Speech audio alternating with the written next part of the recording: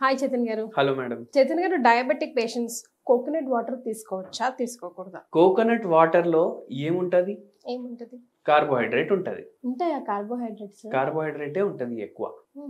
అయితే అందరూ diabetic patients కి ఏమని భయం ఉంటది అంటే, అరే ఇది తాగితే నా షుగర్ లెవెల్లు బాగా పెరిగిపోతాయి అనేసి భయం ఉంటది. చాలా మంది డాక్టర్లు చెప్తారు, అరే తాగకండి కొబ్బరి బొండ అనేసి. కానీ దానికి ఒక రీజన్ ఉంటది.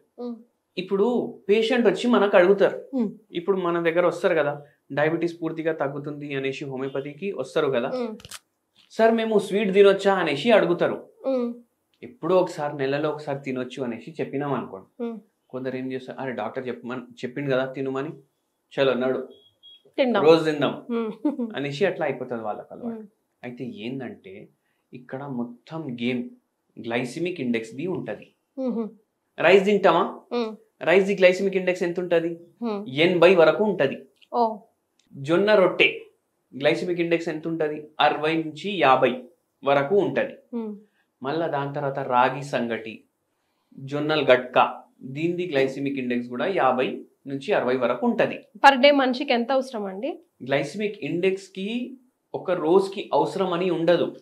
గ్లైసిమిక్ ఇండెక్స్ అంటే ఏంటిది అంటే, మనం తిన్న తర్వాత మన గ్లూకోజ్ స్పైక్ ఎంత తొందరగా వస్తుంది.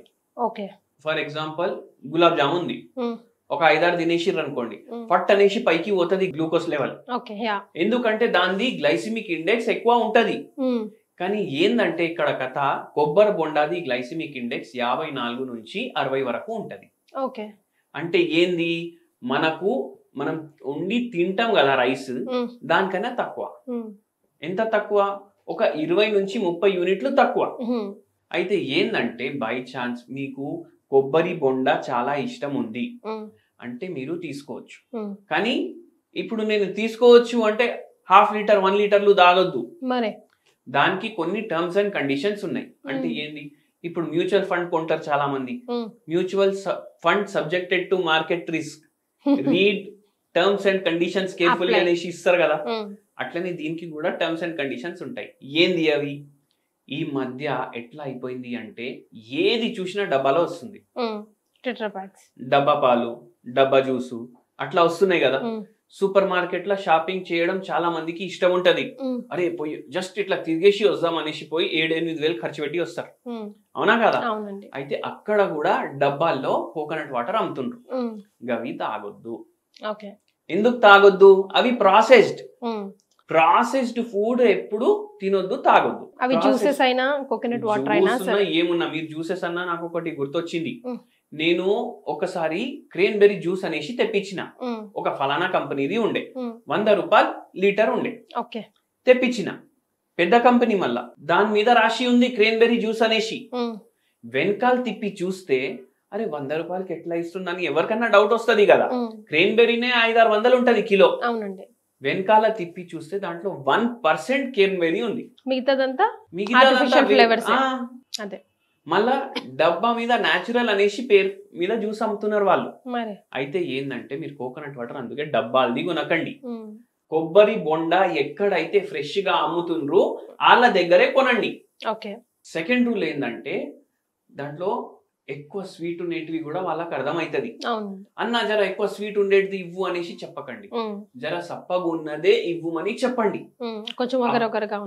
అప్పటికప్పుడు ఓపెన్ చేయడం, అప్పటికప్పుడు తాగడం, అది మీరు మైండ్ లో పెట్టుకోండి. ఏదైతే ఎక్కువ గ్రీన్ ఉంటాయి కదా, అవి ఎక్కువ స్వీట్ ఉండవు. అయితే ఇవి మీరు మైండ్ లో పెట్టుకోండి. లోపల కొబ్బరి అది తినొద్దు. మళ్ళా ఇంకోటి ఏంటంటే వెరీ వెరీ ఇంపార్టెంట్, క్వాంటిటీ. 1/2 లీటర్లు 1 లీటర్లు కాదు. మీరు తాగితే 100 ml లేదంటే 200 ml ఒక టీ లాగా అట్లా తాగండి, మంచిగా ఉంటది. మీకు ఏంటంటే గ్లూకోజ్ స్పైక్ దీంట్లో మెల్లగా రావడం వల్ల చాలా సేపు తర్వాత మెల్లగా పెరుగుతుంది glucose. And diabetics patient specially వాళ్ళకు ఇన్సులిన్ రెసిస్టెన్స్ డెవలప్ అయింది వాళ్ళ బాడీలో.